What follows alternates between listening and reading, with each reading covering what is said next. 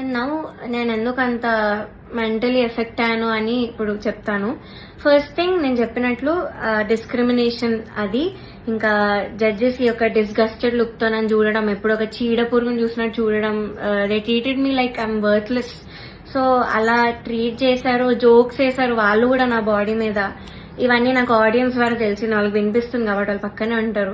So నేనైతే అస్సలు expect చేయలేదు, ఇలాంటి జడ్జెస్ దగ్గర నుంచి అయితే అస్సలు ఎక్స్పెక్ట్ చేయలేదు.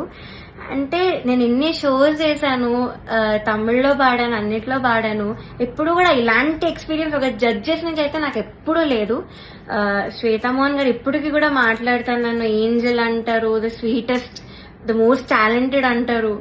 అలాంటిది ఇక్కడ వీళ్ళే నన్ను ఇలా ట్రీట్ చేస్తున్నారు, ఇలాంటి మాటలు అంటున్నారని చాలా చాలా బాగా అనిపించింది. అండ్ సెకండ్ థింగ్, ప్రొడక్షన్ వాళ్ళు ఎస్పెషల్లీ అవుట్ఫిట్స్ విషయంలో మమ్మల్ని బొడ్డు కిందకి కట్టుకో, సారీస్ ఇచ్చి కిందకి కట్టుకో, ఇలా ఎక్స్పోజింగ్ చేయన్న వేలో చెప్పారు.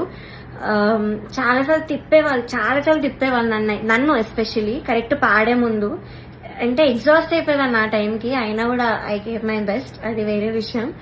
అండ్ ఇలా బాడీ షేమింగ్, ఆ కాస్ట్యూమ్ డిజైన్ అయితే నా ఫేస్ మీద అన్నాడు, ఇలాంటి బాడీకి నేను ఇంకేం ఇవ్వగలను అన్న మాట అన్నాడు. ఏమో ఐ వాజ్ వెరీ చాలా ఎఫెక్ట్ అయ్యాను మెంటలీ ఈ విషయంతో మాత్రం.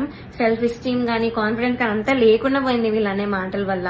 అండ్ మీరు ఒకటి గమనించుంటే ఎస్పీబీ సార్ ఉన్నప్పుడు మాత్రం ఇలాంటి కుళ్ళు జోకులు, కామెడీలు, డాన్సులు చేయడం మాత్రం ఎప్పుడూ కూడా లేదు. మీరు ఒక్కసారి అన్ని సీజన్స్ రివైండ్ చేసుకొని చూడండి, నా సీజనే చూడండి 2017లో. కానీ ఎప్పుడైతే జ్ఞాపిక ప్రొడక్షన్ అనేది వచ్చిందో అప్పటి నుంచి ఇవన్నీ స్టార్ట్ అయ్యాయి.